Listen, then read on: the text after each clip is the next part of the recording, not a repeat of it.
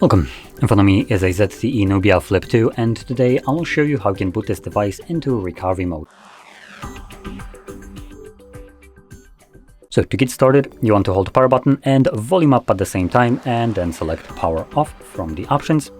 And when the device turns off, which is indicated by the vibration, hold the power button and volume up together once again.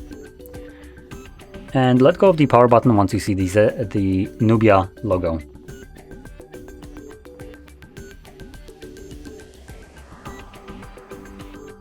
As you can see, this takes us to the recovery mode. Now in here we will need to use volume buttons to navigate through the options, and power button will be used to confirm whatever is selected.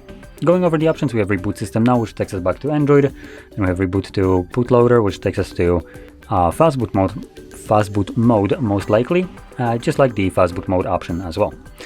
Next we have apply updates from SD card, wipe data, enter safe mode, view logs, run tests, and power off. So anyway, I'm gonna stick with the first option, confirm it, and like I mentioned before, this will now bring me back to Android.